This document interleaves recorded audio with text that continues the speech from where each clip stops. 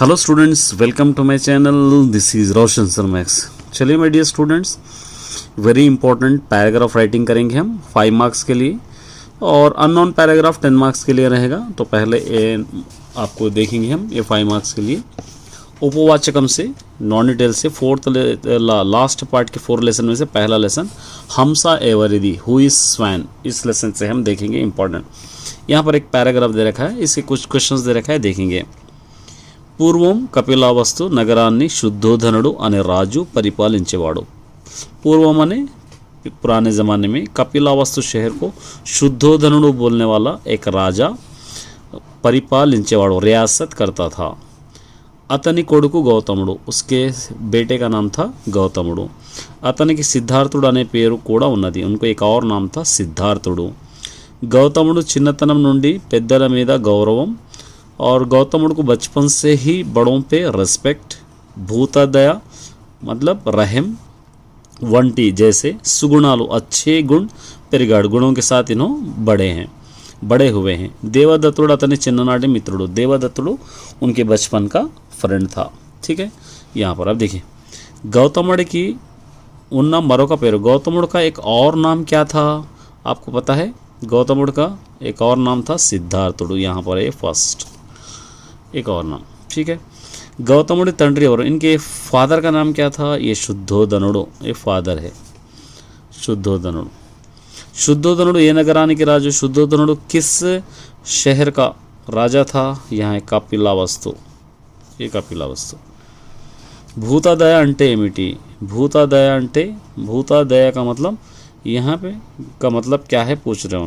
तो भूतादया मतलब दूसरों पे रहम करना, ఇతరులపై గౌరవం ఉండటం, ये भी आप लिख सकते हैं। देवदत्तुడు ఎవరి చిన్ననాటి మిత్రుడు? देवदत्तुడు किसके बचपन का दोस्त था?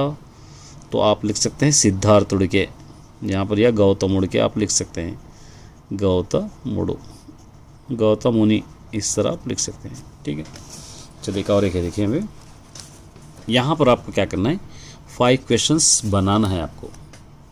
क्या देखा है? ఒకనాడు వాళ్ళిద్దరూ నదీ తీరానికి పోయారు, एक दिन वो लोग नदी के किनारे पे गए थे। तो यहाँ पर पहला क्वेश्चन बन गया आपको, వాళ్ళిద్దరూ ఎక్కడికి వెళ్ళారు, वो दोनों कहाँ गए थे, इस तरह आप लिख सकते हैं पहला क्वेश्चन।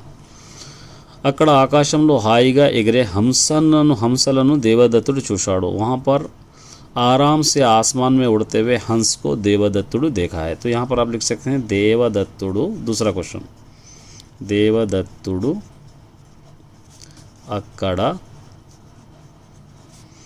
ఏమి చూశాడు, क्या देखा उधर, आप लिख सकते हैं ఏమి చూశాడు, इस तरह आप इसको क्वेश्चन लिख सकते हैं।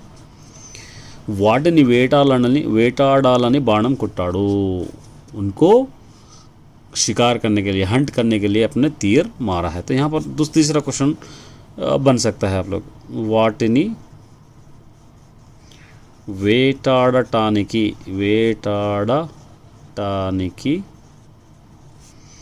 ఏమి కొట్టాడు, वो लोगों को शिकार करने के लिए क्या मारा है। ठीक है, ये आप लिख सकते हैं। ఆ బాణం ఒక హంసకు తగిలి గిలగిలా కొట్టుకుంటూ గౌతముడు ముందు పడ్డది, वो एक तीर हंस को लगकर गिरा फिरते हुए गौतमुड़ के सामने गिरी। तो यहाँ पर आप एक क्वेश्चन लिख सकते हैं, बाणम देनिकी ताकिंदी, आप लिख सकते हैं तीर किसको लगा, बाणम देनिकी ताकिंदी, इस तरह आप एक क्वेश्चन आप लिख सकते हैं। గౌతముడు జాలితో, గౌతముడు रहम के साथ కింద పడ్డ హంసను ఒడిలోకి తీసుకొని నెమ్మదిగా బాణం తీశాడు। गौतमुड़ क्या करा, धीरे से उस हंस को अपने गोद में लेकर धीरे से उस बाण को, तीर को निकाला। तो यहाँ पर आप लिख सकते हैं గౌతముడు నెమ్మదిగా ఏమి తీశాడు, धीरे से क्या निकाला उन्हें, తీశాడు, इस तरह आप एक क्वेश्चन लिख सकते हैं। उसके बाद दानी शरीराన్ని నిమురుతూ దాని ఊరట కలిగించాడు, उसके बॉडी को सहलाते हुए इसको एकदम सुकून दिलाया, ये आप लिख सकते हैं। चलिए नेक्स्ट यहाँ पर एक है, देखिए यहाँ पर नीचे कुछ क्वेश्चंस दिए गए हैं, चूज़ द करेक्ट आंसर, उसके अंदर से आपको चूज़ करके लिखना है। तो क्या दे रहा है देखिए, అప్పుడు దేవదత్తుడు అక్కడికి వచ్చి वहाँ पर దేవదత్తుడు आकर నేను హంసను కొట్టాను, मैं इस हंस का शिकार किया हूँ కాబట్టి ఇది నాదే, इसलिए मेरा है कहा है। మిత్రమా దోస్త్, ఆకాశంలో హాయిగా ఎగిరే హంసను ఎందుకు హింసించావు? ऐ दोस्त, आसमान में आराम से उड़ रहे हंस को क्यों तू हिंसा करा, मतलब तकलीफ़ क्यों दिया?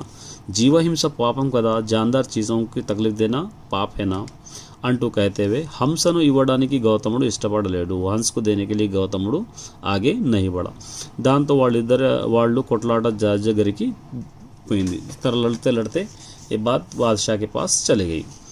ఇద్దరు రాజస్థానంలో న్యాయాధికారిని విన్నవించారు। ये दोनों क्या करे, उस न्यायस्थान में, मतलब वहाँ पर जहाँ पर इंसाफ किया जाता है वहाँ पर ये दोनों अपनी अपनी बात सामने रखे। దేవదత్తుని బాణం వల్ల హంస చచ్చిపోతే అది అతనిదయ్యేది। अगर देवदत्तुड़ी के बाण की वजह से, तीर की वजह से हंस मर जाता तो वो देवदत्తుడు का हो जाता। కానీ భూతదయతో, लेकिन रहम से గౌతముడు దాని ప్రాణాన్ని కాపాడినందుకు, గౌతముడు उसकी जान बचाने की वजह से అది గౌతముడే అవుతుంది, इसलिए वो गौतमुड़ का ही हो जाएगा। న్యాయాధికారి తీర్పిచ్చాడు, वहाँ का जो जज है जजमेंट दिया। ఈ తీర్పు దేవదత్తుడు సంతోషపడలేడు, इस फैसले से देवदत्तुడు को खुशी नहीं हुई। चलिए अब इसके अंदर से देखिए, నేను హంసను కొట్టాను కాబట్టి అది నాదే అన్నది ఎవరో, मैं हंस को मैं ही शिकार करा हूँ इसलिए यह हंस मेरा ही है, कौन कहा? దేవదత్తుడు। यहाँ पर आपको ए रहेगा, ठीक है। జీవులను హింసించడం అని అర్థం अच्छे पदम, जानदार चीज़ों के हिंसा मतलब वो लोगों को तकलीफ़ नहीं देना, तो इसका मीनिंग क्या है? जीव हिंसा मतलब जीव हिंसडम अनि अर्थम, तो यहाँ पर क्या है? करुणा प्रेम जीव हिंसा, यहाँ पर है आपको ये लिखना। వాళ్ళ కొట్లాట ఎవరికి, ये लोग लड़ते लड़ते किसके पास चले गए? ये लोग लड़ते लड़ते राजा के దగ్గరికి, बादशाह के पास। తీర్పు చెప్పినది ఎవరు? उस फैसला कौन सा है? न्यायाधिकारी, मतलब वहाँ का जजमेंट। जंतुల పట్ల दया जाली కలిగి ఉండేది, అది जानवरों से रहम करना और उनसे से मोहब्बत रखने का मतलब क्या है? यहाँ पे उंडे अंटे आदि, यहाँ पे लिखना भूता दया, ये आपको लिखना है, ठीक है। इस तरह आपको इसके अंदर लिखना है।